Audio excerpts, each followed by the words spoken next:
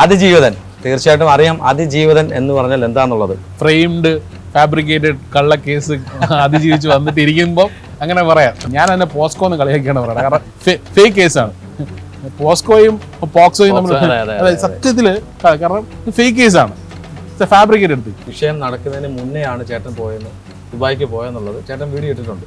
പക്ഷേ കമൻസ് വരുന്നതെല്ലാം അവിടെ പോയി നിന്നിട്ടാണ് ജാമ്യം എടുത്തെന്നുള്ളത്. ഞാൻ ദുബായി പോകുന്നു 16-ാം തീയതി രാത്രി. കേസ് വരുന്നത് 23-24 കണ്ടാണ്, ഡേറ്റിന് കൃത്യമായിട്ട് ഓർമ്മയില്ല. നമ്മളിവിടെ സംസാരിക്കാൻ തുടങ്ങിയിട്ട് 4 മിനിറ്റായി. ഓരോ 4 മിനിറ്റിൽ 8 പുരുഷന്മാരാണ് ആത്മഹത്യ ചെയ്തത്. ഞാൻ പറയുന്നില്ല, നാഷണൽ ക്രൈം റെക്കോർഡ് ബ്യൂറോയുടെ ഡേറ്റ പ്രകാരമുള്ളതാണ്. ഭയങ്കര ഫ്രസ്ട്രേഷനുള്ള കുറച്ച് ആൾക്കാരെല്ലാം കൂടെ കുട്ടികളുടെ മാതാപിതാക്കളെ കൊണ്ട് പരാതി കൊടുപ്പിച്ചു. കള്ളപ്പരാതി ഏതെങ്കിലും ഒരു പെൺകുട്ടിയെ കൊണ്ട് കൊടുപ്പിച്ചാൽ അനീഷിനെതിരെ നാളെ അതും വാർത്തയാണ്.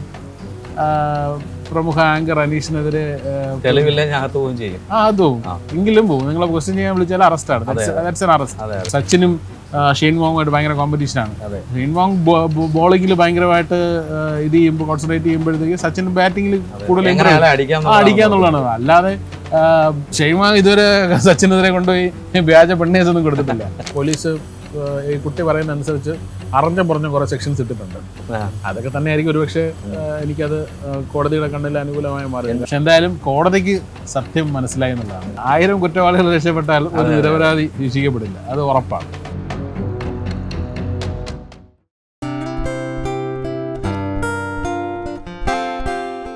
ഹലോ, നമസ്കാരം. ബ്രേക്ക് ത്രൂവിലെ പ്രേക്ഷകർക്ക് സ്വാഗതം. അതിജീവിതൻ തീർച്ചയായിട്ടും അറിയാം. അതിജീവിതൻ എന്ന് പറഞ്ഞാൽ എന്താണെന്നുള്ളത്. കഴിഞ്ഞ കുറേ നാളുകളായിട്ട് നമ്മളുടെയൊക്കെ സംസാര വിഷയം, അല്ലെങ്കിൽ ലോകമെമ്പാടുള്ള മലയാളികളൊക്കെ സംസാര വിഷയമാണ് ഈ ഒരു വ്യക്തിയെ കൊടുക്കുക, ഈ ഒരു വ്യക്തിയെ അകത്താക്കുക എന്നുള്ളത്. പക്ഷേ ഒന്നും ചെയ്യാൻ പറ്റിയില്ല ആർക്കും. ചെയ്തവരായിക്കോട്ടെ, ചെയ്യാൻ നോക്കിയവരായിക്കോട്ടെ, അവർക്ക് ആർക്കും ഒന്നും ചെയ്യാൻ പറ്റിയിട്ടില്ല. എന്നോടൊപ്പം ഉള്ളത് എൻ്റെ പ്രിയ സഹോദരനാണ് മുകേഷ് ചേട്ടൻ. വെൽക്കം മുകേഷ് ചേട്ടാ. നമസ്കാരം. നമസ്കാരം. ഞാൻ അതിജീവിതൻ എന്ന് പറഞ്ഞത് കറക്റ്റ് അല്ലേ? ഇത് തീർച്ചയായിട്ടും ഞാനൊരു വലിയ എന്താ പറയുക, ഫ്രെയിംഡ് ഫാബ്രിക്കേറ്റഡ് കള്ള കേസ് അതിജീവിച്ച് വന്നിട്ട് ഇരിക്കുമ്പോൾ അങ്ങനെ പറയാം. ഇടയ്ക്കൊരു കാര്യം പറയട്ടെ, ഇതിനകത്ത് ചൂട് പോയത് കാര്യമായി. ഇതിനകത്തെ കാപ്പിയിൽ ചൂട് പോയത് കാര്യമായി. അല്ലെ ആൾക്കാർ പറയും മറ്റേ കൊണിയാക്കും കട്ടൻ ചായ. അതാ പറഞ്ഞത്. ചേട്ടൻ ഇപ്പം ഒരു കട്ടൻ ചായ കുടിച്ചാലും പറയുന്നത് ഉഗ്ര സാധനം അടിക്കുന്നതാണ്. ചേട്ടാ, ആദ്യം തന്നെ നമ്മുടെ ആ ഒരു വിഷയത്തിലേക്ക് തന്നെ വരാം. ചേട്ടൻ അത് ഫസ്റ്റ് ഓഫ് ഓൾ ചോദിക്കാനുള്ളത്, ഈ വിഷയം നടക്കുന്നതിന് മുന്നെയാണ് ചേട്ടൻ പോയെന്ന്, ദുബായിക്ക് പോയെന്നുള്ളത് ചേട്ടൻ വീഡിയോ ഇട്ടിട്ടുണ്ട്. പക്ഷേ കമൻസ് വരുന്നതെല്ലാം അവിടെ പോയി നിന്നിട്ടാണ് ജാമ്യം എടുത്തെന്നുള്ളത്. എന്താണ് സത്യാവസ്ഥ? അല്ലാതെ ഞാൻ ദുബായി പോകുന്നു 16-ാം തീയതിയാണ് രാത്രി. കേസ് വരുന്നത് 23-24 കണ്ടാണ്, ഡേറ്റിന് കൃത്യമായിട്ട് ഓർമ്മയില്ല. ഞാൻ വാർത്ത കാണുന്നത് 24 തോന്നുന്നു, 24 അപ്പം അപ്പോഴാണ് നമ്മൾ കേസ് വരുന്നത് അറിയുന്നത്. ആ സമയത്ത് ഞാൻ ദുബായിലാണ്. അതിന് മുമ്പേ ഒരാഴ്ച മുമ്പ് ദുബായിലല്ലേ. അപ്പം ഞാൻ തന്നെ ചാനലൊക്കെ എടുത്ത് മാറ്റിയപ്പോൾ എൻ്റെ വാർത്ത കണ്ട് ഞാൻ തന്നെ ഞെട്ടി. ആരും വിളിച്ചിട്ട് ഞാൻ തന്നെ ഫസ്റ്റ് ഞാൻ തന്നെ കാണുന്നു. അപ്പോൾ എന്നെ ഞാൻ ഫോട്ടോഷൂട്ടും കഴിഞ്ഞ് 2.5 മാസമായി. ഇതെല്ലാം കഴിഞ്ഞു. ഇപ്പം ഇടയ്ക്കെന്തോ ഒരു ഡെക്ലാച്ചി വ്ളോഗർ, ഡെക്ലാച്ചി നമ്മൾ തിരുവനന്തപുരത്ത് ഭയങ്കര ഫ്രസ്ട്രേഷനുള്ള കുറച്ച് ആൾക്കാരെല്ലാം കൂടെ എന്ന് വെച്ചാൽ നമ്മൾ comparatively in the terms of reach ആയാലും ഫോളോവേഴ്സൊക്കെ ആയാലും നമ്മളെക്കാളൊക്കെ ഒരുപാട് താഴെ നിൽക്കുന്ന പിള്ളേർ കുറച്ച് പേര് ചേർന്നിട്ടൊരു കുറച്ച് വീഡിയോസൊക്കെ ഇട്ട്. അപ്പം ഞാൻ അതിൽ കെയർ കൊടുത്തില്ല, കാരണം നമ്മൾ അതിന് വാല്യൂ കൊടുക്കേണ്ട കാര്യമില്ല. പക്ഷേ അവർ തന്നെ ഈ കേസിനെ പുട്ടപ്പ് ചെയ്ത് കുട്ടികളുടെ മാതാപിതാക്കളെ കൊണ്ട് പരാതി കൊടുപ്പിച്ചു. അപ്പം പക്ഷെ എന്തായാലും കോടതിക്ക് സത്യം മനസ്സിലായി എന്നുള്ളതാണ്. ഇപ്പോൾ എന്ത് വ്യാജ പരാതി വന്നാലും നമ്മൾ കൃത്യമായ തെളിവ് നമ്മൾ ഹാജരാക്കുക. കാരണം ഇത് ഇന്ത്യയാണ്. കാരണം ഇവിടുത്തെ ഒരു ഏറ്റവും വലിയ നിയമത്തിന്റെ പ്രത്യേകത എന്ന് പറയുന്നത് 2 പ്രത്യേകതയുള്ളൂ, ഒരു ഗുണമുണ്ട്, ഒരു ദോഷമുണ്ട്. ഇതിന്റെ ഗുണം ആദ്യം പറയാം. അതല്ല, 1000 കുറ്റവാളികൾ രക്ഷപ്പെട്ടാൽ ഒരു നിരപരാധി ശിക്ഷിക്കപ്പെടില്ല, അത് ഉറപ്പാണ്. അത് എനിക്ക് എൻ്റെ ലൈഫ് കൊണ്ട് മനസ്സിലാവുള്ളതാണ്. എൻ്റെ ലൈഫ് കൊണ്ട് എക്സാമ്പിളാണ്. നിയമത്തിന് അതിൻ്റെതായ ഒരു ശക്തിയുണ്ട്, ക്വാളിറ്റി ഉണ്ട്. അല്ലെങ്കിൽ ജെനുവിൻ കേസുകൾ എപ്പോഴും നിയമം അവരെ ഒരിക്കലും ക്രൂശിക്കാൻ ശ്രമിക്കാറില്ല, അതൊക്കെ പെട്ടുപോകാറുണ്ട്. അപ്പോൾ എനിക്കിതിനകത്ത് ദോഷഫലം എന്തെന്ന് പറഞ്ഞാൽ, ഇപ്പോൾ ഞാൻ അല്ലെങ്കിൽ വേറെ ആരെങ്കിലും ഒരാൾ അനീഷിനോട് വൈരാഗ്യമുണ്ടല്ലോ, ഞാൻ ഒരിക്കലും അങ്ങനെ ചെയ്യുന്ന ആളല്ല. പക്ഷെ എനിക്കെതിരെ എന്നോട് ദേഷ്യമുള്ളവർ ഇതേ ചെയ്യാൻ പറ്റും. അപ്പോൾ ഒരു കള്ളപ്പരാതി ഏതെങ്കിലും ഒരു പെൺകുട്ടിയെ കൊണ്ട് കൊടുപ്പിച്ചാൽ അനീഷിനെതിരെ നാളെ അതും വാർത്തയാണ്. പ്രമുഖ ആങ്കർ അനീഷിനെതിരെ പോവുകയും ചെയ്യും. അതും എങ്കിലും പോകും. നിങ്ങളെ ക്വസ്റ്റ്യൻ ചെയ്യാൻ വിളിച്ചാൽ അറസ്റ്റാണ്. നിങ്ങളെ ചോദ്യം ചെയ്യാൻ വിളിച്ചു വരുത്തി, അല്ലെങ്കിൽ നിങ്ങൾ കസ്റ്റഡിയിൽ എടുത്തുകൊണ്ട് പോകുന്നത് അറസ്റ്റ്. Everybody will celebrate. അതായിരുന്നു ഇവരൊക്കെ കാണാൻ ആഗ്രഹിച്ച ഒരു കാഴ്ച എന്ന് പറയുന്നത്. പക്ഷേ ഈ പറയുന്ന കണക്ക് നമ്മളുടെ ഭാഗത്ത് വളരെ കൃത്യമായ ന്യായമുള്ളതുകൊണ്ട് കോടതിക്ക് അത് ബോധ്യപ്പെട്ടതുകൊണ്ട് നമ്മളതെന്താ പറയുക ലീഗൽ ജസ്റ്റിസ് എന്ന് പറയുന്ന ഒരു സാധനം ഉണ്ടല്ലോ. അപ്പോൾ ആ ഒരു ജസ്റ്റിസ് ഇപ്പോഴും തന്നെ എനിക്ക് പൂർണ്ണമായി കിട്ടിയെന്നാണ് എൻ്റെ ഒരു വിശ്വാസം. കാരണം ഇനി ബാക്കി ഫൈനൽ ജസ്റ്റിസ് ഉണ്ട്. എന്നാലും ബെയിൽ ഓർഡറിൽ തന്നെ കോടതിയുടെ കുറേ പരാമർശങ്ങളുണ്ട് ഈ കേസിനെ കുറിച്ച്. അത് എനിക്ക് ഭയങ്കര പോസിറ്റീവാണ് തരുന്നത്. കാരണം ഇത്രയും മാസത്തിന് ശേഷം കേസ് കൊടുക്കുന്നു, 10-20 മോഡൽസ് ഒരുമിച്ചുണ്ടായിരുന്നു, അവിടെ ഒന്നും പരാതികളുണ്ടായില്ല, എത്രയും ദിവസം ഉണ്ടായില്ല, പിന്നെ അമ്മയുണ്ടായിരുന്നു കൂടെ, അങ്ങനെ ഒരുപാട് പോയിന്റ്സ് കോടതി ചോദിച്ചിട്ടുണ്ട്. പിന്നെ ഫോൾസ്ലി അലീഗ്ഡ് ആണെന്ന് തോന്നുന്നു എന്നും പറയുന്നുണ്ട്. കാരണം നമ്മൾ ഡ്രാഗ് ചെയ്തതിൻ്റെ അകത്തോട്ട് അൺവാണ്ടഡ് കോൺട്രവേഴ്സികളിലേക്ക് മനസ്സിലാക്കിയിട്ടാണ് കോടതി അത്തരത്തിലുള്ളൊരു സാധനം. കാരണം എനിക്കിത് ഒരുപാട് ഡീറ്റെയിൽ ആയിട്ട് പറയാനും പറ്റില്ല, പറയാൻ പാടില്ല എന്നൊന്നും ആരും പറഞ്ഞിട്ടില്ല, കോടതിയൊന്നും പറഞ്ഞിട്ടില്ല, എനിക്കങ്ങനെ വിലക്കുകളൊന്നുമില്ല. പക്ഷേ ഞാൻ കോടതി എനിക്ക് ഈ ഒരു ആൻറ്റിസിപ്പേറ്ററി ബെയിലും അതൊരു കൺസിഡർ ചെയ്ത് എൻ്റെ സത്യസന്ധത മനസ്സിലാക്കിയ കോടതിയെ ഞാൻ റെസ്പെക്ട് ചെയ്യുന്നുണ്ട്. അതിൻ്റെ അകത്തുള്ളൂ ഇൻറ്റേർണലി പറയുകയാണെങ്കിൽ ഒരുപാട് പറയാനുണ്ട്. കാരണം ഇത് കേസ് കണ്ടു കഴിഞ്ഞാൽ പ്രഥമദൃഷ്ടിയാ ഒരാൾ ഹൃദയം വിടും. ആ അവസ്ഥയിലാണ്. ഫുള്ളി ഫാബ്രിക്കേറ്റഡ് ഫ്രസ്ട്രേഷനാണ് അനീഷ് ഭായി. ഇപ്പം അനീഷിനോട് ചിലപ്പം ഫ്രസ്ട്രേഷൻ ഉള്ള വേറെ കേസ് ഉണ്ടാവും, എനിക്കറിയില്ല. അവർ ചിലപ്പോൾ പ്രതികാരം വീട്ടേണ്ടത് എങ്ങനെയാണ്, ഒരാൾക്ക് വേറൊരാൾക്ക് കോമ്പറ്റീഷൻ തോന്നിയാൽ അവർ പ്രതികാരം വീട്ടേണ്ടത് സെയിം പ്രൊഫഷൻ ആണെങ്കിൽ നല്ലതായിട്ട് പെർഫോം ചെയ്യുക, അങ്ങനെ വേണം പ്രതികാരം ചെയ്യണം. അല്ലാതെ ഒരാളെ കരിവാരിക്കാൻ ശ്രമിക്കില്ല. ഇപ്പം സച്ചിനും ഷെയ്ൻ വോങ്ങുമായിട്ട് ഭയങ്കര കോമ്പറ്റീഷനാണ്. ഷെയ്ൻ വോങ് ബോളിങ്ങിൽ ഭയങ്കരമായിട്ട് ഇത് ചെയ്യുമ്പോൾ കോൺസെൻട്രേറ്റ് ചെയ്യുമ്പോഴത്തേക്ക് സച്ചിൻ ബാറ്റിങ്ങിൽ കൂടുതൽ അടിക്കാന്നുള്ളതാണ്. അല്ലാതെ ഷെയ്ൻ വോങ് ഇതുവരെ സച്ചിനെതിരെ കൊണ്ടുപോയി വ്യാജ പെണ്ണ് കേസൊന്നും കൊടുത്തിട്ടില്ല. വ്യാജ പെണ്ണ് കേസിൽ ഒരാളെ പെടുത്തിയാൽ ഈ പ്രത്യേകിച്ച് ഈ പോക്സോ പോലത്തെ സാധനം, ഞാൻ അതിനെ പോസ്കോ എന്ന് കളിയാക്കിയാണ് പറയുന്നത്. കാരണം ഫേക്ക് കേസാണ് പോസ്കോയും പോക്സോയും നമ്മൾ. അതെ, സത്യത്തില് കാരണം ഫേക്ക് കേസാണ്, ഫാബ്രിക്കേറ്റ് എടുത്ത്. അപ്പം അതുകൊണ്ട് ഇത് ഒറിജിനൽ കേസല്ലല്ലോ. അപ്പം എനിക്കിത് കേട്ടപ്പോൾ തന്നെ ആദ്യം എനിക്ക് ടെൻഷനോ വിഭ്രാന്തിയോ ഒന്നും ഉണ്ടായില്ല, വിഷമം ഉണ്ടായി. കാരണം അയ്യോ ഇങ്ങനെ നമ്മൾ കേൾക്കേണ്ടി വന്നല്ലോ എന്നുള്ളത്. ബട്ട് ഞാൻ പറഞ്ഞില്ലേ, ഇന്നത്തെ കാലത്ത് ഏറ്റവും കൂടുതൽ കഴിഞ്ഞ വർഷം 4900 സംതിങ് വ്യാജ പോക്സോ കേസുകളാണ് വന്നിരിക്കുന്നത്. പോക്സോ അല്ല, പോസ്കോ എന്ന് വെച്ചാൽ വ്യാജമാണ്, കംപ്ലീറ്റ് വ്യാജ കേസുകളാണ് വന്നിരിക്കുന്നത്. അപ്പം അത്തരം വ്യാജ കേസുകൾ വന്നിരിക്കുന്ന സംസ്ഥാനമാണ് കേരളം. കേരളത്തിൻ്റെ മൊത്തത്തിലുള്ള കണക്കാണ് കഴിഞ്ഞ ഒരു വർഷത്തെ. ഇത് ഞാൻ പുറത്തുവിട്ടതാണോ? നിങ്ങൾക്കറിയാമോ, നമ്മളിവിടെ സംസാരിക്കാൻ തുടങ്ങിയിട്ട് 4 മിനിറ്റായി.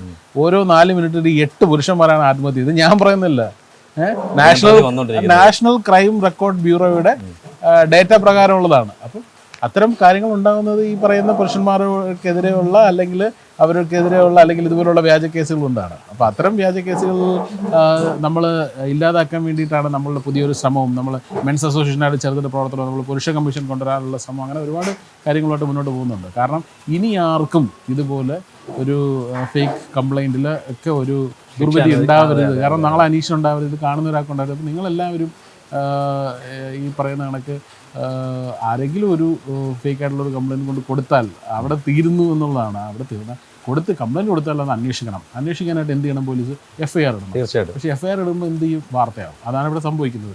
പക്ഷേ കോടതി പോയി ബെയിലും കിട്ടി, കോടതി ഇതും പറഞ്ഞ് അത് വാർത്തയാക്കാറില്ല. അത് കാരണം അതുകൊണ്ട് വലിയ ഗുണമില്ല ചാനലുകാർക്ക്. കാരണം നെഗറ്റിവിറ്റി അല്ലേ കൂടുതൽ ഇതുള്ളൂ. പോസിറ്റീവായിട്ടുള്ള സാധനം പുള്ളി നിരപരാധിയാണെന്ന് തെളിയുന്നുണ്ട് കേട്ടോ എന്നും ആരും പറയത്തില്ല. നിരപരാധി കള്ളക്കേസ് കൊടുക്കാൻ ശ്രമിച്ചാണ് എന്നും പറയത്തില്ല. ചേട്ടാ ഒരു 100 നല്ല കാര്യം ചേട്ടൻ ഒരു തെറ്റായിട്ടൊന്ന് ചെയ്ത് കഴിഞ്ഞാൽ അത് ഹൈലൈറ്റ് ചെയ്ത് കാണും. 100 നല്ല കാര്യം പറയത്തില്ല. അതുപോലെ ഇപ്പം ചേട്ടൻ പറഞ്ഞു, ഇപ്പോൾ ചേട്ടന് വേണ്ടിയിട്ട് കുരുക്കാൻ വേണ്ടിയിട്ട് ചെയ്തതാണെന്ന് പറഞ്ഞു. അപ്പോൾ ഈ പറഞ്ഞ ആൾക്കാർ ചെയ്തിട്ടുള്ളവർ ഞാൻ പറയുന്നില്ല, ഈ പറഞ്ഞ ആൾക്കാർക്ക് ഒരാൾക്ക് 15 വയസ്സേ ഉള്ളൂ എന്ന് പറഞ്ഞു. അത് നമ്മളവിടെ സംസാരിക്കാൻ പാടില്ലാത്ത വിഷയമാണ്. എങ്കിലും അത് പറഞ്ഞ ആ വയസ്സാണ്. പക്ഷേ ഏത് ഞാൻ പറയുന്നില്ല. എങ്കിൽ പോലും ഈ പറഞ്ഞല്ലേ പോസ്കോ, ചേട്ടൻ്റെ ഭാഷയിൽ പോസ്കോ അല്ല, പോസ്കോ അതാ പറഞ്ഞത്, പോസ്കോ ചേട്ടൻ്റെ ഭാഷയിൽ പോസ്കോ. അപ്പോൾ അത് വന്നപ്പോഴേ സാധാരണ അത് വരുമ്പോഴത്തേന് ഡയറക്റ്റ് നമ്മൾ ഹാജരായി കഴിഞ്ഞാൽ അറസ്റ്റാണ്, റിമാൻഡ് ചെയ്തിട്ട് പിന്നെ നമ്മൾ തെളിയിക്കാൻ പറ്റുമോ.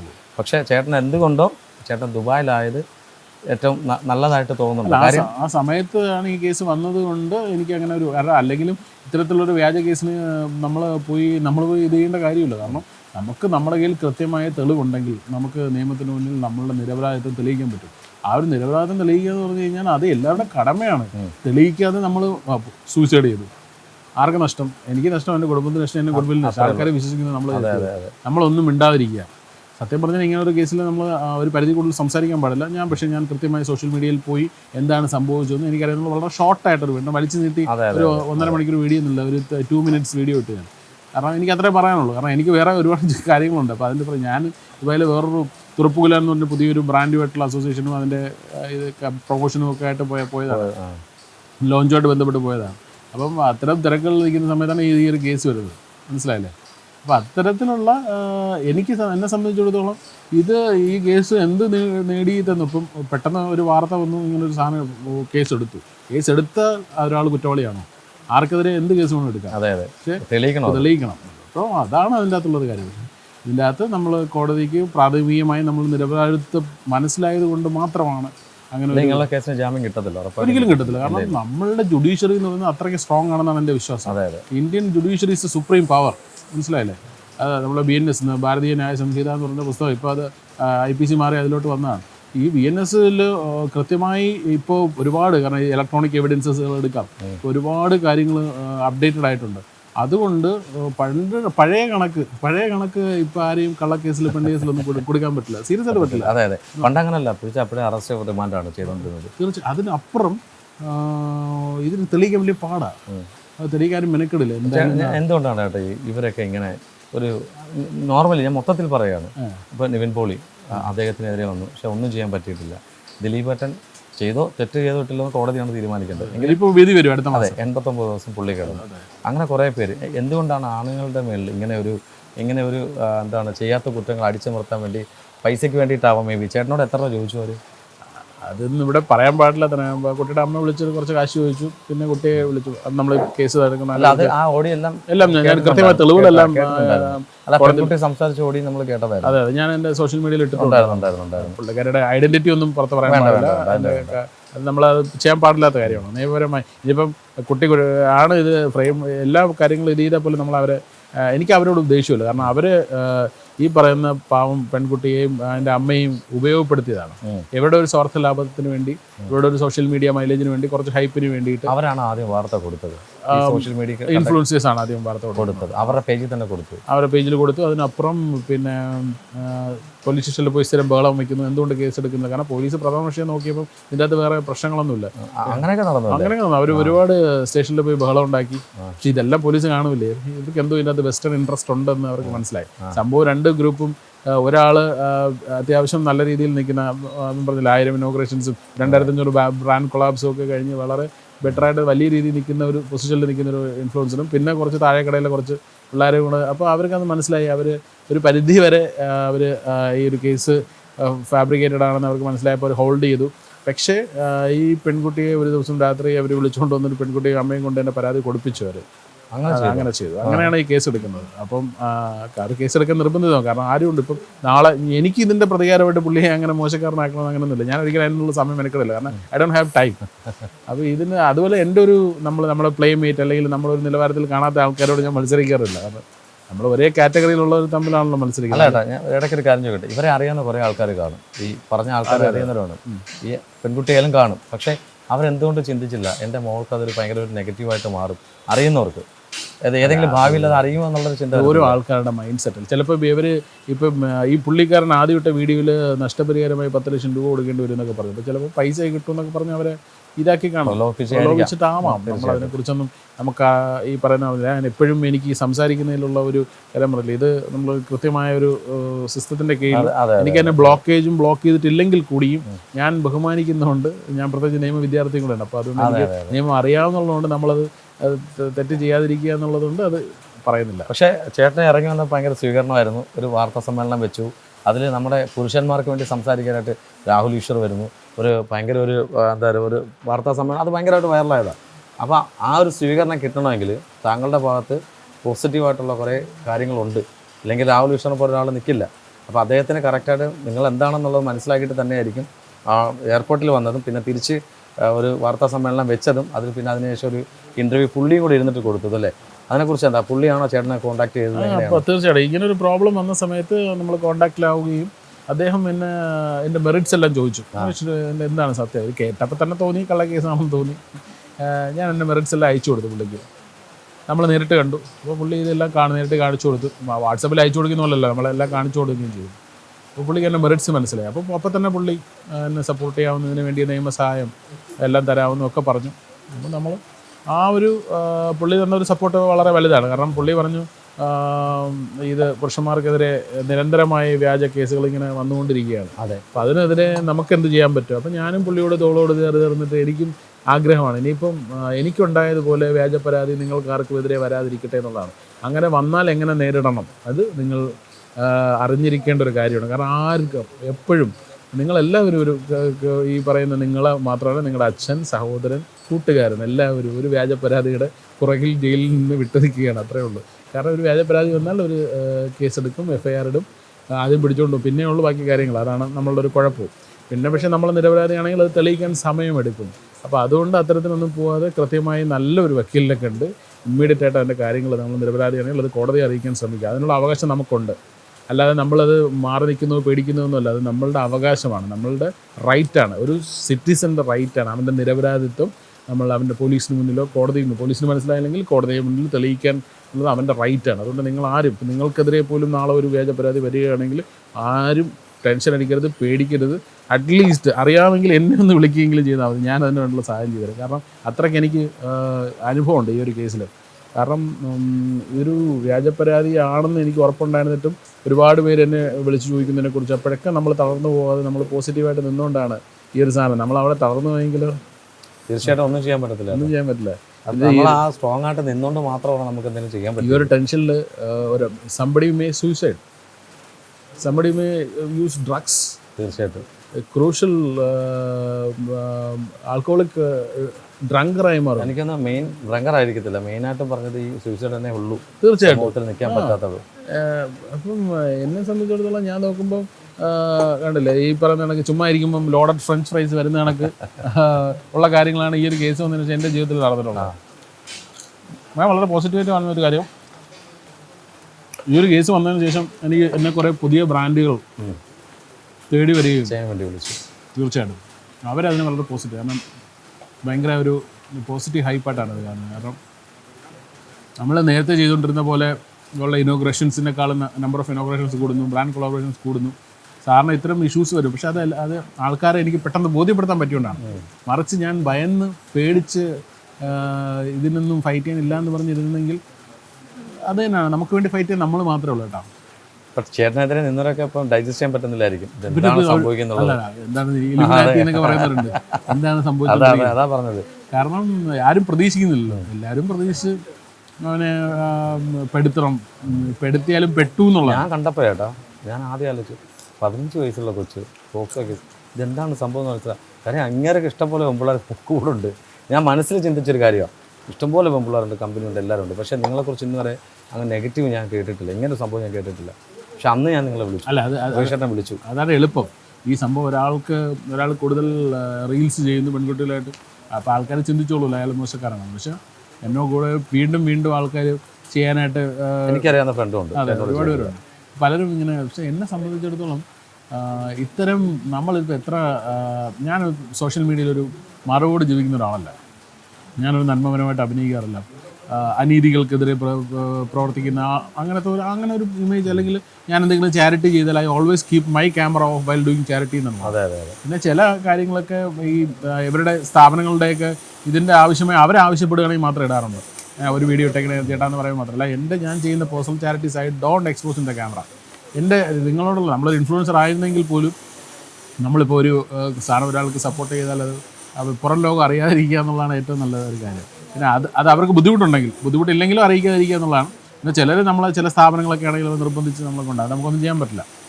അല്ല, ചേട്ടൻ പറഞ്ഞ പോലെ തന്നെ നമ്മൾ ഈ അലിഗൻസൊക്കെ വന്നാലും നമ്മൾക്കിപ്പം എന്ത് കോൺട്രവേഴ്സി വന്നാലും ഈ നെഞ്ചും വിരിച്ച് നിൽക്കുക എന്നുള്ളതാണ് ഇപ്പോൾ ചേട്ടൻ്റെ ഉദാഹരണം. അതുപോലെ തന്നെ ബിഗ് ബോസിൽ ഇപ്പോൾ ചേട്ടൻ്റെ ഒരു പ്രഡിക്ഷൻ ലിസ്റ്റ് ചേട്ടൻ്റെ ഫോട്ടോ വന്നു. അപ്പോൾ അതിനകത്ത് വന്നപ്പം ചേട്ടൻ്റെ ഫോട്ടോ വന്ന സമയത്ത് ആൾക്കാർക്ക് മെസ്സേജ് വന്നിരിക്കുന്നത്, ഞാൻ മെസ്സേജ് വന്നിട്ടുണ്ടെന്ന് കണ്ടായിരുന്നു, സ്ക്രീൻഷോട്ട് എടുക്കാൻ പറ്റിയില്ല. അപ്പോൾ അതിനകത്ത് വന്നൊരു കാര്യം എന്ന് വെച്ചാൽ, ഇനി ഞാൻ അവിടെയും പോയിട്ട് ഇനി അവന് ധൈര്യമായിട്ട് ക്യാമറകളുടെ ഫ്രണ്ടിൽ വെച്ചിട്ട് അവന് പെണ്ണ് പിടിക്കാമല്ലോ എന്നുള്ളൊരു സംസാരം വന്നു.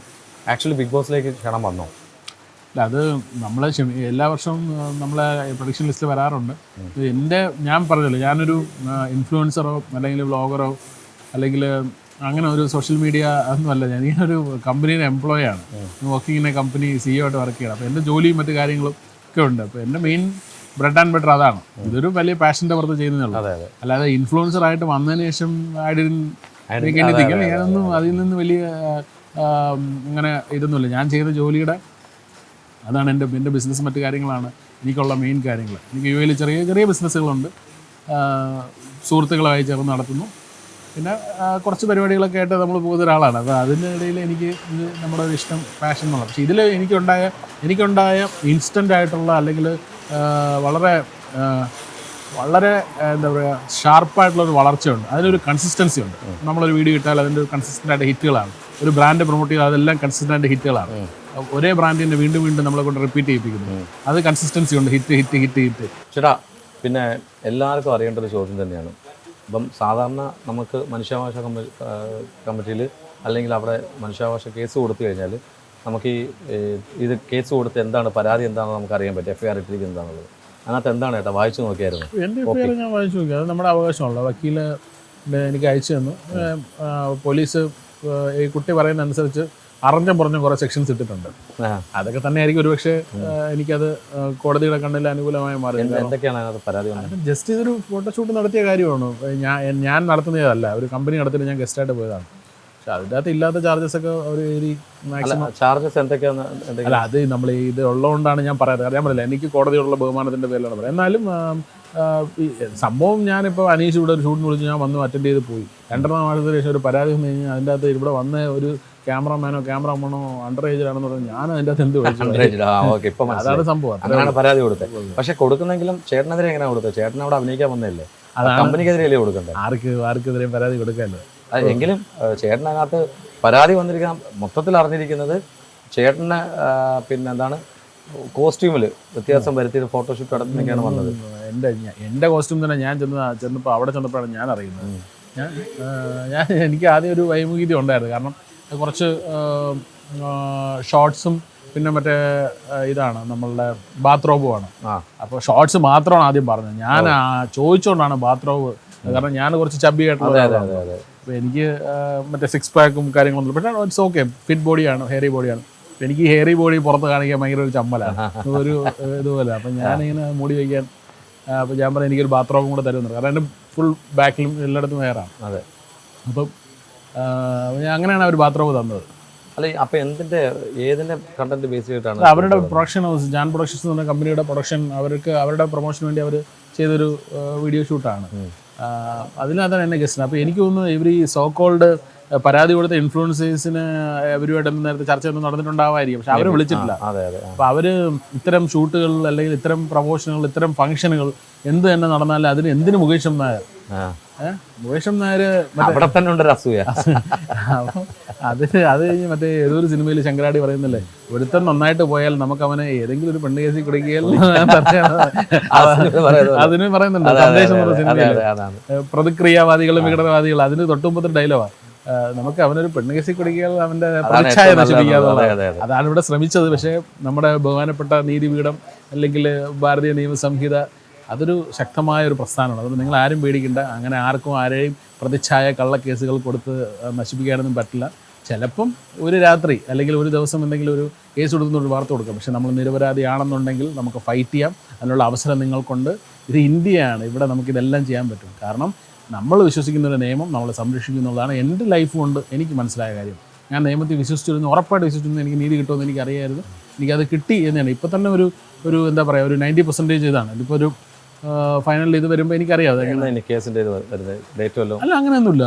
ഇത് പ്രൈമറിലി അവർ കൊടുത്ത കേസ് ഡയറി പരിശോധിച്ചിട്ടാണ് ഒരു ഇതിൽ കോടതി ഇങ്ങനത്തെ ഒരു ഇതിൽ തള്ളിക്കളഞ്ഞൊന്നുമില്ല. അത് പരാതി വന്ന് അന്വേഷിക്കണം. അത് ഇപ്പം നാളെ നമുക്ക് വേണ്ടപ്പെട്ടവർ ആർക്കെങ്കിലും ഒരു പ്രശ്നം വന്ന് നമ്മളൊരു പരാതി കൊടുത്താൽ അത് അന്വേഷിക്കണ്ടേ? നമുക്ക് ഏകപക്ഷീയമായിട്ട് പറയാൻ പറ്റും. അപ്പം അത് സിസ്റ്റമാണ്. ആ സിസ്റ്റത്തെയാണ് നമ്മൾ വാർത്തയാക്കുന്നത്, അതിനെയാണ് വിൽക്കുന്നത്. ആ വാർത്തയാണ്. കാരണം ഇനി പക്ഷേ ഒരു നിയമം ഉണ്ടായിരുന്നെങ്കിൽ ഇവിടുത്തെ കള്ളക്കേസുകളുടെ എണ്ണം കുറയും. കാരണം ഞാനൊരു കാര്യം പറഞ്ഞുതരാം. ഇപ്പോൾ പരാതി കൊടുത്ത് FIR ആയാൽ ഉടനെ പ്രതിയുടെ പേര് വാർത്തയിൽ വരരുത്. പ്രതിയാണെന്ന് ഏകദേശം ധാരണ ഉണ്ടെങ്കിലേ അവനെ അറസ്റ്റ് ചെയ്താൽ വിടാവും.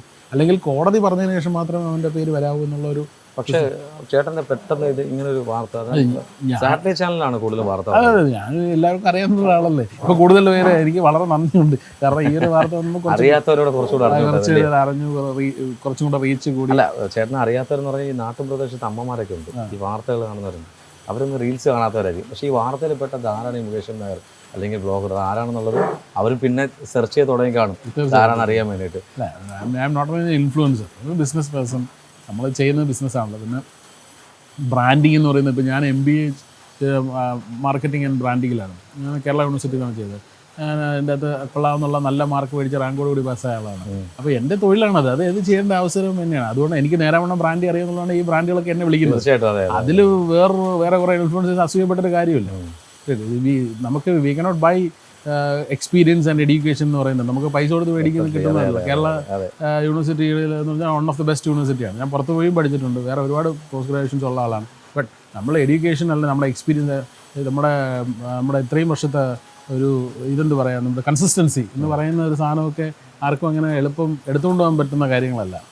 എനിക്ക് പറയാനുള്ളത് ഈ ചെയ്ത ആൾക്കാരോട്, അതായത് ചെയ്യാൻ പ്രേരിപ്പിച്ച ആൾക്കാരോട് പറയാനുള്ളത്, നമുക്ക് മൂളയുണ്ടെങ്കിൽ നമുക്ക് തീർച്ചയായിട്ടും കണ്ടൻറ്റ് ക്രിയേറ്റ് ചെയ്യാൻ പറ്റും.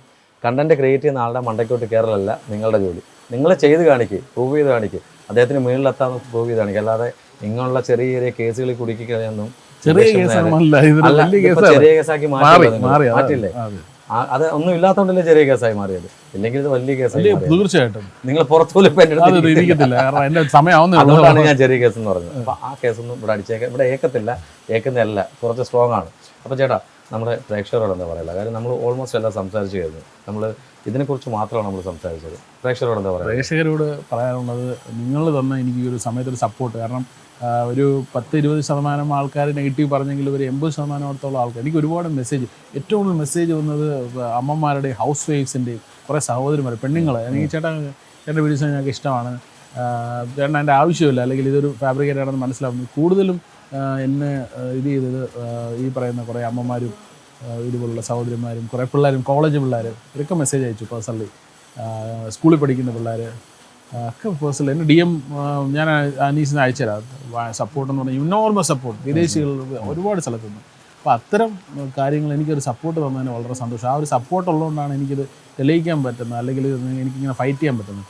മറിച്ച് സപ്പോർട്ട് ചെയ്യാതെ നിങ്ങൾ എന്നെ ഡീമോട്ടിവേറ്റ് ചെയ്തെന്ന് ഒരിക്കലും ഇത് പറ്റില്ല. അതുകൊണ്ട് എനിക്ക് പറയാനുള്ള ഒരു ഒറ്റ കാര്യം, നിങ്ങൾക്കറിയാവുന്നുള്ള നിങ്ങളുടെ സുഹൃത്തോ നിങ്ങളുടെ പരിചയക്കാരനോ ആരെങ്കിലും ഇതുപോലെ കേസിൽപ്പെട്ടാൽ, അത് കള്ളക്കേസാണോ അല്ലെങ്കിൽ അതൊരു ജെനുവിൻ കേസാണോ, ജെനുവിൻ പരാതിയാണോ എന്നറിയാവുന്നതിന് മുമ്പേ ആരും ജഡ്ജ് ചെയ്യാതിരിക്കുക. അതൊരു വലിയ ഫാക്ടറാണ്. അത് മൊത്തത്തിൽ പബ്ലിഷ് ചെയ്തിരിക്കുക. അത്രയും തീർച്ചയായിട്ടും അത് മീഡിയയോടുള്ള റിക്വസ്റ്റും കൂടെയാണ്. കാരണം നമുക്കൊരു കാര്യം, ഇപ്പം നാളെ നിങ്ങൾക്കെതിരെ ഞാനൊരു ദിവസം നോക്കുമ്പോൾ റിപ്പോർട്ടറിൽ അരുൺകുമാർ ചേട്ടനെതിരെ ഒരു വാർത്ത വരുന്നു, നമ്മുടെ പോക്സോ കേസ്. കണ്ടില്ലേ? കണ്ടു. പുള്ളി ആ കുട്ടിയെ കണ്ടിട്ടുകൂടിയില്ല. അതെ. അപ്പോൾ ഇതൊക്കെയാണ് കേട്ടോ ഫാബ്രിക്കേറ്റഡ് ആണെന്ന് പറഞ്ഞതിനകത്ത് അതും ഒരു ഭയങ്കര ഉദാഹരണം തന്നെ. പുള്ളിക്കെതിരെ പിന്നെ കുറേ കൂട്ടികൾ ജയചന്ദ്രൻ ജിക്കെതിരെ ഉണ്ടായിരുന്നു. പുള്ളി ഇവിടെ പോയി എടുത്തു, സുപ്രീം കോടതി പോയാണ് ബെയിൽ എടുത്തത്. സീരിയസ് ആയിട്ട് ഇത് എടുത്തല്ലേ പറ്റൂ കേട്ടോ, അല്ലാതെ പരാതി കൊടുക്കുന്നവർക്ക് പരാതി കൊടുത്തിട്ടങ്ങ് പോയാൽ. പക്ഷേ ഇത് തെളിയിക്കേണ്ട നിങ്ങൾ ഉത്തരവാദിത്തമാണ്. പക്ഷെ അതുപോലെ തന്നെ ഈ പരാതിക്കാർക്കും അവരുടേതായ ഈ അവകാശങ്ങൾ ഉള്ളതുപോലെ തന്നെ ഈ ഒരാൾ കള്ളപ്പരാതി കൊടുക്കുന്ന ഈ ഇരയാവുന്നവനും അവൻ്റെതായ അവകാശങ്ങളുണ്ട് കേട്ടോ. അതാണ് ഇതിൻ്റെ അകത്തുള്ളത്. പക്ഷെ അത് കോടതിക്ക് കൃത്യമായി അറിയാം. പക്ഷെ നമ്മളുടെ സിസ്റ്റം അവരെ ട്രീറ്റ് ചെയ്യുന്ന രീതി അങ്ങനെയല്ല. അതെ, പോലീസാണ്. ഇപ്പോൾ എൻ്റെ കാര്യത്തിൽ ഇങ്ങനെ ഒരു എനിക്കൊരു വന്ന സമയത്ത് പോലീസിനത് മനസ്സിലായത് കൊണ്ടായിരിക്കും ഒരു പക്ഷേ കേസ് ഡയറിയിലൊക്കെ എനിക്ക് അങ്ങനെ അനുകൂലമായ കാര്യങ്ങളൊക്കെ. കാരണം വേറെ ഒന്നുമല്ല, കാരണം ഇതിൻ്റെ അകത്ത് അവർ അറിയുകയാണ് ഇങ്ങനെയുള്ള കാര്യങ്ങൾ ഒക്കെ അറിയുമ്പോൾ അവരിതെല്ലാം രേഖപ്പെടുത്തി പോകും. ഇത് പരിശോധിക്കുമ്പോൾ ആർക്കും മനസ്സിലാവാം. അതെ, എൻ്റെ ഒരു വിശ്വാസത്തിൽ പോലീസിൻ്റെ അകത്ത് വലിയ നിഷ്പക്ഷത കാണിച്ചില്ലെങ്കിലും എന്നോട് ക്രൂരതയാണ് കാണിച്ചിട്ടുള്ളത്, സീരിയസ് ആയിട്ട്. കാരണം ഇല്ലാത്ത വകുപ്പുകളൊക്കെ എഴുതി എൻ്റെ വെച്ചിട്ടുണ്ട്. ഇവർ പറയുന്നത് ഒരു പോയിന്റ് പോലും വിടാതെ ഇച്ചിരി കൂടെ കയറ്റി വെച്ച് എഴുതി വെച്ചിട്ടുണ്ട്. അതെനിക്ക് ഭയങ്കരമായ, കാരണം ഒരിക്കലും ബഹുമാനപ്പെട്ട ഉദ്യോഗസ്ഥർ ചെയ്യാൻ പാടില്ലാത്ത കാര്യമാണ്. എന്നെ വളരെയധികം മോശമായിട്ട് അതിൻ്റെ അകത്ത് എഴുതി വെച്ചിട്ടുണ്ട്. പക്ഷേ അതിലെല്ലാം അത് മനസ്സിലാവും ഒരാൾക്ക്. കാരണം ഒരാളൊരു ഫോട്ടോഷൂട്ടിന് വരുന്നു, ഫോട്ടോഷൂട്ട് എടുക്കുന്നു, അയാൾ പോകുന്നു, 2.5 മാസം കഴിഞ്ഞ് വീണ്ടും പരാതി വരുന്നു. അപ്പോൾ ഇത്രയും ദിവസം ഇത് എവിടെയായിരുന്നു ഈ പരാതി? അല്ല, പോലീസുകാർ എന്തുകൊണ്ടാണ് ചോദിക്കാത്തത്? ചുമ്മാ എഴുതി. അത് ഇരയോടൊപ്പം അതാണ് നമ്മളുടെ. നമ്മളാരും ഇരകളല്ലേ, നമ്മളാണ് ഇപ്പം ഇരയായി. ഇപ്പം ഇതിൻ്റെ അകത്ത് ശരിക്കും ഇര ഞാനാണ്. ഇതിൻ്റെ അകത്ത് ഈ കേസിൽ ശരിക്കും ഇര ഞാനാണ്. ഞാൻ അതിജീവിച്ച് വന്നതുകൊണ്ട് ഞാൻ നിങ്ങളുടെ മുമ്പ് ഇരുന്ന് ഇങ്ങനെ പ്രസംഗിക്കുന്നു. അതിജീവിതമാണ്. അല്ലെങ്കിൽ എന്താകുമായിരുന്നു എൻ്റെ അവസ്ഥ? സത്യത്തിലേ ചേട്ടാ ഞാനൊരു കാര്യം പറയട്ടെ, എന്തിനാണ് നിങ്ങളിങ്ങനെ തുടങ്ങുന്നത്? കാര്യം വേറൊന്നുമല്ല, നല്ലതായി നടക്കുന്ന, നല്ലതായി ജീവിക്കുന്ന, ആരെയും ഒന്നും ദ്രോഹിക്കാൻ നടക്കുന്ന ആൾക്കാർക്കെതിരെ എന്തിനാണ് ഇങ്ങനെ അലിഗൻസ് ഉള്ള ഈ ഒരു പരാതികൾ കൊടുത്താൽ നിങ്ങൾക്ക് എന്ത് കിട്ടും? കൂടെ നിൽക്കുന്ന, അതായത് നിങ്ങളെ പ്രേരിപ്പിക്കുന്ന ആൾക്കാരോട് നിങ്ങൾ പറയേണ്ട ഒറ്റ കാര്യമേ ഉള്ളൂ, ഞങ്ങളിൽ നിൽക്കില്ല എന്നും സത്യത്തിന് കൂടെ നീതി കാണത്തുള്ളൂ. അത് മാത്രമല്ല, മുകളിലൊരാളുണ്ട്, ഇപ്പോൾ അന്നേരമാണ് തരുന്നത്, കമ്പ്യൂട്ടറിൽ അടിച്ച് അപ്പോഴേ ദൈവം തരും ആരാണ് എന്ത് ചെയ്യുന്നുള്ളത്. അപ്പം മുകേഷ് ചേട്ടനും അങ്ങനെ തന്നെയാണ് വന്നിരിക്കുന്നത്. ഇനി വരാൻ പോകുന്ന ആൾക്കാർക്ക് ഇനി എന്തൊക്കെയാണെന്ന് നമുക്ക് അറിയാൻ പറ്റത്തില്ല. ഇനി വരുന്ന താരങ്ങൾക്ക് ആർക്കൊക്കെ എന്തൊക്കെ വെച്ചിരിക്കുന്ന അറിയാൻ പറ്റത്തില്ല, ഏതൊക്കെ രീതിയിൽ കള്ളക്കേസ് കൊടുക്കുക എന്നുള്ളത് നിയമവ്യവസ്ഥയെ ചോദ്യം ചെയ്യല്ല. പക്ഷെ എങ്കിൽ പോലും സ്ത്രീകൾക്കാണ് കുറച്ചും കൂടെ അപ്പ് ആൻഡ് ഡൗൺ ആയിരിക്കണം, സ്ത്രീകൾക്ക് തന്നെ ആയിരിക്കണം. പക്ഷെ അത് ന്യായമായിരിക്കണം, ദുരുപയോഗം ചെയ്യരുത്. അതെ, ദുരുപയോഗം ചെയ്തു കഴിഞ്ഞാൽ അതൊരു ഭയങ്കര വിഷയം. അവിടെയാണ് പുരുഷ കമ്മീഷന്റെ പ്രസക്തി. നമ്മൾ അതുമായിട്ട് മുന്നോട്ട് വരികയാണ്. കാരണം പുരുഷന്മാർക്ക് അവകാശങ്ങളുണ്ട് സ്ത്രീകളെ പോലെ. ഇന്ന് ഏറ്റവും കൂടുതൽ വേട്ടയാടപ്പെടുന്നത് പുരുഷന്മാരാണ്. ഓരോ 8 മണിക്കൂറിലും എത്ര പേരാണ് നിങ്ങൾ മരിക്കുന്നത് നിങ്ങൾക്ക് അറിയാമോ? നാഷണൽ ക്രൈം ബ്യൂറോ റെക്കോർഡ്സിന്റെ കണക്ക് പ്രകാരം 4 മണിക്കൂർ, അല്ലെങ്കിൽ നമ്മൾ ഈ സംസാരിക്കുന്ന സമയങ്ങളിൽ എത്രയോ ഒരു ആത്മഹത്യ കാണിച്ചുകൊണ്ടിരിക്കുന്ന ആൾക്കാരാണ്. അപ്പോൾ ഇത് ഞാൻ പറയുന്ന കണക്കല്ല. അപ്പം അത്രയും ആത്മഹത്യകളാണ് നമ്മൾ ഇന്ത്യയിൽ പുരുഷന്മാരുടെ ഇടയിൽ നടക്കുന്നത്. അതിനേക്കാളും താരതമ്യേന കുറവാണ് സ്ത്രീകളുടെ ആത്മഹത്യ. ഞാൻ ചെയ്യട്ടെ, പുരുഷ കമ്മീഷൻ എന്ന് പറഞ്ഞു, ഇതിപ്പോൾ ഒരു തെറ്റ് ചെയ്തിട്ടില്ലാത്തൊരു വ്യക്തി എങ്ങനെയാണ് നിങ്ങളിലേക്ക് എത്തേണ്ടത് അതും കൂടെ ഒന്ന് പറഞ്ഞിട്ട് പോയി. തീർച്ചയായിട്ടും നമ്മളിപ്പം പുരുഷ കമ്മീഷനുമായിട്ട് നമ്മൾ അസംബ്ലിയിൽ അതിൻ്റെ കാര്യങ്ങളൊക്കെ ആയിട്ട് മുന്നോട്ട് പോവുകയാണ്. ഏകദേശം ധാരണയിൽ എത്തുകയാണ്. അപ്പം നിങ്ങൾക്ക് നിങ്ങളുടെ അവകാശം, അല്ലെങ്കിൽ ഒരു വ്യാജപരാതിയിൽ നിങ്ങൾ പെടുകയാണ്, നിങ്ങൾക്കെതിരെ നിങ്ങളുടെ അവകാശങ്ങൾ, ഒരു പുരുഷൻ എന്നുള്ള നിലയിൽ മറ്റാരെങ്കിലും നിങ്ങളുടെ അവകാശങ്ങൾ ഹിംസിക്കുകയാണെങ്കിൽ, നിങ്ങൾക്കെതിരെ ഹിംസയായി വരികയാണെങ്കിലും ധൈര്യമായിട്ട് നിങ്ങൾക്ക് മുന്നോട്ട് വരാം. നമ്മളെ കോൺടാക്ട് ചെയ്യാം, എന്നെ കോൺടാക്ട് ചെയ്യാം, രാഹുൽ ഈശ്വർജിയെ കോൺടാക്ട് ചെയ്യാം. നമ്മളിൽ നിന്ന് തീർച്ചയായിട്ടും ഇതൊരു മോണിറ്ററി ബെനിഫിറ്റ് അല്ല, നമ്മൾ സൗജന്യമായി നമ്മളുടെ എല്ലാ സപ്പോർട്ടും എല്ലാ കാര്യങ്ങളും നമ്മളിലുണ്ടാവും. കാരണം ഞാൻ അനുഭവിച്ച ഒരു യാതന ഇനി ഒരു പുരുഷനെ അനുവദിക്കാതെ, അതാണ് എൻ്റെ ഒരു കാരണം. ഭയങ്കരമായിട്ടുള്ള ഞാൻ അത്ര സ്ട്രോങ് ആയിട്ട് നിന്നില്ലായിരുന്നെങ്കിൽ എനിക്കറിയില്ല. എൻ്റെ പല സുഹൃത്തുക്കളും പറഞ്ഞു, ഞങ്ങളായിരുന്നെങ്കിൽ ഒരുപാട് പേര്, എനിക്ക് പേര് പറയാൻ പറ്റില്ല, ഒരു ഇന്ന് മലയാള ഇൻഡസ്ട്രിയിൽ വളരെ ഫേമസ് ആയിട്ടുള്ള ഒരു നടൻ എന്നെ വിളിച്ച് പറഞ്ഞു, മുകേഷിനെ പോലെ എനിക്ക് നിൽക്കാൻ പറ്റിയില്ല, എനിക്കൊന്നും പറയാൻ പറ്റിയില്ല, അതുകൊണ്ട് ഞാൻ വളരെ അധികം ദിവസം ജയിലിൽ കിടക്കേണ്ടി വന്നു. എന്നെ വിളിച്ച് പറയുന്നുണ്ട്. അദ്ദേഹം എന്നെ വിളിച്ചിട്ട് വളരെ വിഷമത്തോടു കൂടി പറയണം, എന്തായാലും നിങ്ങൾ എന്നെപ്പോലെ ഒരു ബലിയേടാവാതെ നിങ്ങൾ ഫൈറ്റ് ചെയ്തത് നന്നായി വിളിച്ച് തീർച്ചയായും പറഞ്ഞു. അപ്പോൾ അദ്ദേഹത്തിൻ്റെ പേര് പറയാൻ പാടില്ല. അദ്ദേഹം വിളിച്ച് എന്നോട് സംസാരിക്കുകയാണ്. പിന്നെ ഇതിന് ശേഷം തന്നെ ഇതുപോലെ വ്യാജ പരാതികളിൽ അകപ്പെട്ട് രക്ഷപ്പെട്ട പലരും എന്നെ വിളിച്ചിരുന്നു. എക്സാമ്പിൾ നിങ്ങൾക്ക് തന്നെ അറിയാലോ, നിവിൻ പോളി. അദ്ദേഹം കൊച്ചിയിലുള്ളപ്പോഴാണ് ദുബായിൽ വെച്ചിട്ട് അദ്ദേഹത്തെ പീഡിപ്പിച്ചു എന്ന് പറയുന്നത്. വേറൊരു കേസ്, ഡയറക്ടർ രഞ്ജിത്തിൻ്റെ കേസ് നിങ്ങൾക്ക് അറിയാമോ? 2012 അദ്ദേഹം ഒരാളെ പീഡിപ്പിക്കുന്നു എന്ന് പറയുന്നു. ആ കേസ് പോലീസിൽ ഫയൽ ചെയ്തു. പക്ഷെ ആ ഹോട്ടൽ പീഡിപ്പിച്ചു ഹോട്ടൽ തുടങ്ങുന്നത് 2015 തുടങ്ങുന്നത്. അപ്പൊ പഴയ ഹോട്ടലാന്ന് വിചാരിച്ച് 10 വർഷമല്ലേ ആയുള്ളൂ. അവർ ആ ഹോട്ടലിന്റെ പേര് എഴുതി കൊടുത്തു. പക്ഷെ അതിൽ പോലീസ് അന്വേഷണത്തിൽ മനസ്സിലായത് 2012 ഹോട്ടല്, അല്ല 12 15 ആരംഭിച്ചത്, സ്റ്റാർട്ട് ചെയ്തത്. അപ്പം അവിടെ ഇതായി. ഇപ്പം നിവിൻ പോളിയുടെ കേസിലും അത് തന്നെയാണ് സംഭവിച്ചത്. അപ്പോൾ ഇവരെ ക്രെഡിബിലിറ്റി പോകുമ്പോൾ ഇവർക്ക് എന്താണ് കിട്ടുന്നത്? കാര്യം ഇപ്പം മറ്റുള്ളവർക്ക് ഒരു സന്തോഷമാണ്. ഇപ്പം ഫേസ്ബുക്കിൽ വെറുതെ ഒരു പെണ്ണ് ഒരു പോസ്റ്റ് ഇട്ടാലും മതി, വേണമെങ്കിൽ കേസെടുക്കാം, വേണമെങ്കിൽ. It depends. അപ്പോൾ അതാണ്. അപ്പം സ്ത്രീകളുടെ അവകാശം എപ്പോഴും സംരക്ഷിക്കണം. സ്ത്രീകളെ ബഹുമാനിക്കേണ്ടതാണ്, നമ്മൾ അവരോടൊപ്പം നിൽക്കേണ്ടതാണ്. പക്ഷേ അതിനെ ദുരുപയോഗം ചെയ്തതെന്നുള്ളതാണ്. അത് ദുരുപയോഗം ചെയ്യാനായിട്ട് ഒരിക്കലും ഒരു സ്ത്രീയല്ല കാരണം, അതിന് പിന്നിലൊരു പുരുഷനാണ്. ആ പുരുഷനാണ്, അതൊരു വക്കീലാവാം, അവളുടെ കാമുകനാവാം, അവളുടെ അച്ഛനാവാം, ഫ്രണ്ടാവാം. തീർച്ചയായിട്ടും. അപ്പോൾ ആ സ്ത്രീയെ ഉപദേശിച്ച് ഇത്തരം കുനിഷ്ഠ കാര്യങ്ങൾ ചെയ്യിപ്പിക്കുന്നത് എപ്പോഴും മറ്റൊരു പുരുഷനാണ്. എനിക്ക് തോന്നുന്നു അതായിരിക്കാം അല്ലേ? അല്ല, എൻ്റെ കേസിൽ അതാണ്. ചേട്ടൻ്റെ അല്ല, മിക്ക കേസുകളിലും എനിക്ക് തോന്നുന്നത് ഒരു ബ്രെയിൻ എന്ന് പറയുന്ന ഒരു വക്കീൽ പറഞ്ഞു കൊടുക്കും, നീ ഒരു കാര്യം ചെയ്യും, മറ്റേ അതും കൂടെ എഴുതി ചേർത്തോ നീ പരാതിയിൽ പറഞ്ഞാൽ അവൾ പോയി എഴുതി കൊടുക്കുകയാണ്. അതിൻ്റെ വകുപ്പെന്ന് പറഞ്ഞാൽ ഒരു ഒറ്റ വരിയാണ് അവൾ എഴുതുന്നത്. ബാക്കി പോലീസ് 4-5 വകുപ്പ് എടുത്ത് എഴുതി അവനെ അങ്ങ് ഫ്രെയിം ചെയ്ത് കോടതി കൊടുക്കും. പിന്നെ കോടതി വായിച്ചു നോക്കിയിട്ട് കോടതി തെളിയിക്കണം. അതാണ് ഒരുത്തൻ്റെ ഗതികേട്, മനസ്സിലായില്ലേ? കോടതിയിൽ പോയി തെളിയിക്കണം. നിയമസഹായത്തിന് മാനസികാവസ്ഥ വളരെ മോശമാണ്. ഇപ്പോൾ എന്നെ സംബന്ധിച്ചിടത്തോളം ഞാൻ അത്യാവശ്യം എന്താ പറയുക, ട്രാവൽ ചെയ്യും, എനിക്ക് കുറച്ച് എക്സ്പോഷർ ഉള്ളതുകൊണ്ട് ഇനി എന്തോ ഭാഗ്യത്തിന് എനിക്കിതൊരു വലിയ വിഷമമായിട്ടോ സങ്കടമായിട്ടോ കരച്ചിലേക്കോ അല്ലെങ്കിൽ അങ്ങനെയൊന്നും ഞാൻ മാറിയില്ല. കാരണം ഞാൻ അതിൻ്റെ അകത്ത് ഇത്രയും കോൺഫിഡൻ്റ് ഉണ്ടായിരുന്നൊരു ആളായിരുന്നു. പക്ഷേ ഒരു കാര്യം പറയാനുള്ളത്, ഒരു മകളുടെ അച്ഛനാണ് 10ാം ക്ലാസ്സിൽ പഠിക്കുന്നത്. അത് നിങ്ങൾ ഓർക്കുക. ആ മകൾക്കുണ്ടാകുന്ന വിഷമം, അല്ലെങ്കിൽ ആ വീട്ടുകാർക്കുണ്ടാകുന്ന വിഷമം, ഒരാളെക്കുറിച്ച് ഒരു അലിഗൻസ് അല്ലെങ്കിൽ ഉണ്ടാക്കുമ്പോൾ അതെന്താണെന്നുള്ള കറക്റ്റ് പ്രൂവ് ചെയ്തിട്ട് നിങ്ങൾ ചെയ്യുക. ദയവ് ചെയ്ത് ഇത്തരത്തിലുള്ള പ്രവൃത്തികൾ നിങ്ങൾ ചെയ്യാതെ നല്ല രീതിയിൽ പോയി കഴിഞ്ഞാൽ നിങ്ങളുടെ ദൈവം കാണും, ബാക്കിയുള്ള ആൾക്കാരൊക്കെ കാണും. ഇല്ലെങ്കിൽ നിങ്ങൾ ഒറ്റയ്ക്കേ കാണുള്ളൂ. പരാതി കൊടുത്തോർത്താണ് ഞാൻ പറയുന്നത്, ഇതൊരു അച്ഛനാണ് തീർച്ചയായിട്ടും. ഇനി ഒരു കാര്യം ചോദിച്ചോട്ടെ, ഇതിനകത്ത് വേറെ പ്രശ്നം വന്നു, വേടൻ്റെ പ്രശ്നത്തിൽ. എന്താണ് ഈ ഇത് എൻ്റെ സ്വന്തം സാധനം. അത് തന്നെ വേടന്റെ അല്ല പറഞ്ഞത്, വേടന്റെ കഴുത്തിൽ കിടന്നത് അങ്ങനെ ഒരു പുലിവാലായത്, അങ്ങനെ അത് ഊരിയൊക്കെ എടുത്ത്. ഇത് അത്തരത്തിൽ പെടുന്ന ഒരു സാധനമല്ല, ഇത് ലീഗൽ ഇടാൻ പറ്റുന്ന ഒരു ഇടയ്ക്ക് ഉറച്ചൊരു അത് മുകേഷിന്റെ കഴുത്തിൽ കാണുന്നില്ല, പ്രശ്നത്തിന് ശേഷം ഞാൻ ഇപ്പോഴും ഇടുന്നത്. ഞാൻ പണ്ടുമല്ല, എൻ്റെ ഇതിൻ്റെ അകത്ത് 2-3 ടൈപ്പ് ഉണ്ട്. ഞാൻ ഇതിൻ്റെ ഒരു വലിയ ക്രൈസ് ഉള്ള ആളാണ്. അപ്പം നല്ല ലീഗലി ജ്വല്ലറിയിൽ വിൽക്കുന്ന ലോക്കറ്റ്സ്. ഒറിജിനൽ തന്നെയാണോ? ഇത് ഒറിജിനലാണ്, പക്ഷെ നമുക്ക് ലീഗലി ഇടാൻ പറ്റുന്ന ഒരു സാധനമാണ്. അപ്പൊ അതാണ് എൻ്റെ അകത്ത്. എനിക്ക് വർഷങ്ങളോളായിട്ട് ഉള്ളൊരു പുലിനഹമൊന്നുമല്ല. പുലിനഹം ഒരിക്കലും നമുക്കിങ്ങനെ കുറെ നാളെ ഉപയോഗിക്കണം. കുറെ നാൾ കഴിയുമ്പോൾ അതിന്റെ വെള്ളമൊക്കെ നനഞ്ഞ് അതിന്റെ പൊടിഞ്ഞു പോകും. ഒറിജിനൽ സാധനമാണെങ്കിൽ ഒരിക്കലും മറ്റേ ജനറ്റിക്കലി വന്ന് ഇപ്പൊ നമ്മളെ തന്നെ സ്വന്തം ഒരു നഖം വെട്ടി വെച്ച് എത്ര ദിവസം കഴിയുമ്പോഴത്തേക്ക് അത് ഡീക്കേ ആയി പോകും. അനിമൽസിന്റെ പല്ലായാലും തന്നെ കുറെ നാൾ കഴിയുമ്പോഴത്തേക്ക് കാൽസ്യം അല്ലേ പൊടിഞ്ഞു പോകും. അപ്പൊ അതൊന്നും അല്ല, ഇത് പലതും അതുപോലുള്ള അതിന് സമാനമായ രീതിയിൽ ഉണ്ടാക്കുന്നുണ്ട്. ഇത് ജ്വല്ലറിക്ക് നല്ലൊരു ജ്വല്ലറി എനിക്ക് സമ്മാനമായി തന്നതാണ്. എൻ്റെ പ്രൊമോഷൻ്റെ ഭാഗമായിട്ട് എനിക്ക് ഗിഫ്റ്റായിട്ട് തന്ന മാലയാണ്. അവരോട് ഞാൻ ചോദിച്ചു, അപ്പോൾ അവർ പറഞ്ഞു അത് ഇന്ന സാധനമാണ്, കുഴപ്പമില്ല, അത് അവരുടെ ഒരു ട്രേഡ് സീക്രട്ട് ആയിരിക്കും. എന്താണ് അവരുടെ സാധനം? അത് ആർക്കെങ്കിലും ലോക്കറ്റ് വേണമെങ്കിൽ നമ്മുടെ തിരുവനന്തപുരത്തുള്ള ആർട്ടിക്കൽ അറേബ്യൻ ജ്വല്ലേഴ്സിൽ പോയത് അവിടെ ഈ ടൈപ്പ് ലോക്കറ്റ്സ് ഒക്കെ ഉണ്ട്. അപ്പോൾ അത് ലീഗലിയാണ്. അത് പല മെറ്റീരിയൽസ് വെച്ച് ഉണ്ടാക്കുമല്ലോ ഒരു സാധനം. അത് അവരുടെ മെഡിക്കൽ. നമുക്ക് പല സാധനങ്ങൾ വെച്ച് വുഡ് വെച്ച് ഉണ്ടാക്കാം, സെറാമിക് വെച്ച് ഉണ്ടാക്കാം, പല പല രീതിയിൽ. പിന്നെ ഈ കാളയുടെയും പോത്തിന്റെയൊക്കെ കൊമ്പാണ് പലയിടത്തും എടുത്ത് വെട്ടി ഷേപ്പ് ചെയ്ത് വെച്ചിട്ട് പുലിനോന്നൊക്കെ പറഞ്ഞ് വെക്കുന്നത്. എന്തായാലും ചേട്ടാ, നമ്മൾ നല്ല മഴയുണ്ട്, നല്ല ആംബിയൻസിലാണ് ഇരിക്കുന്നത്. ഒരു കാര്യം കൂടെ ഞാൻ പറഞ്ഞു, നിങ്ങൾ നേരത്തെ ഈ 10ാം ക്ലാസ്സിൽ പഠിക്കുന്ന ഒരു മോളുണ്ട്, ആ കാര്യങ്ങളൊക്കെ പറഞ്ഞു. പക്ഷേ എന്നെ സംബന്ധിച്ചിടത്തോളം എൻ്റെ കൂടെ ഏറ്റവും കൂടുതൽ സപ്പോർട്ടായിട്ട് എൻ്റെ ഫാമിലിയാണ്.